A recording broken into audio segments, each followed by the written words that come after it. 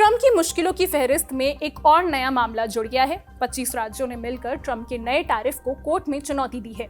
ये सभी वो राज्य हैं जहां डेमोक्रेटिक पार्टी सत्ता में है। इन राज्यों ने मिलकर US court of international trade में ट्रंप प्रशासन द्वारा 60 अर्थव्यवस्थाओं पर लगाए गए टैरिफ के खिलाफ अपील की है।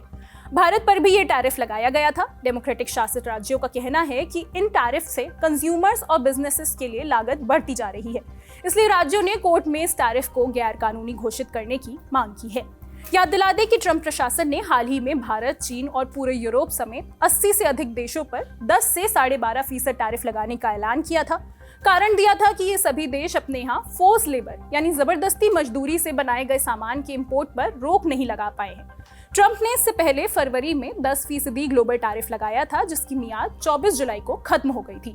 उसी दिन यूएस ट्रेड एक्ट के सेक्शन 301 के तहत ये नया टैरिफ लगाया गया था। भारत पर इसके तहत 10% टैरिफ लगा है। अमेरिकी सुप्रीम कोर्ट पहले भी ट्रंप की ओर से लगाए गए टैरिफ्स को गैर कानूनी बता चुका है।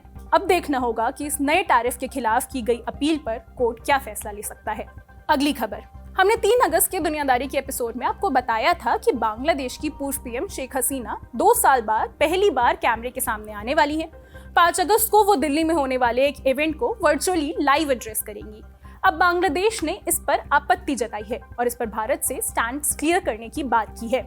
बांग्लादेश ने शेख हसीना को भगौड़ा बताते हुए भारत को चेतावनी भी दी कि अगर इसका असर दोनों देशों के रिश्तों पर पड़ेगा तो ये अच्छा नहीं है। बांग्लादेश की विदेश राज्य मंत्री शमा उबैद इस्लाम ने हसीना के कार्यक्रम से जुड़े सवाल का जवाब देते हुए कहा, हम भारत के साथ आगे की सोच रखने वाले नजरिए से आगे बढ़ रहे हैं।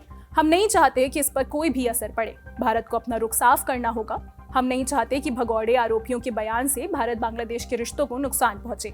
भारत पहले ही संकेत दे चुका है कि वो नहीं चाहता कि भगौड़े उसकी जमीन में राजनीतिक गतिविधियों में शामिल हों। इसके बाद शमा उबैद ने कहा कि भले ही ये कार्यक्रम भारत सरकार ने आयोजित नहीं किया है, लेकिन जरूरत पड़ने पर बांग्लादेश डिप्लोमेटिक चैनल्स के जरिए इस मामले को जरूर उठाएगा। फिलहाल भारत की तरफ से बांग्लादेश के स्टेटमेंट पर कोई प्रतिक्रिया नहीं आई है। इस बीच सबकी निगाहें इस बात पर टिकी है कि हसीना अपने भाषण में क्या बोलती हैं। वो पहले ही ये ऐलान कर चुकी हैं कि दिसंबर में वो बांग्लादेश वापस लौटेंगी। इसके बाद की उनकी नीति क्या होगी, इस पर कोई घोषणा होने की उम्मीद की जा रही है।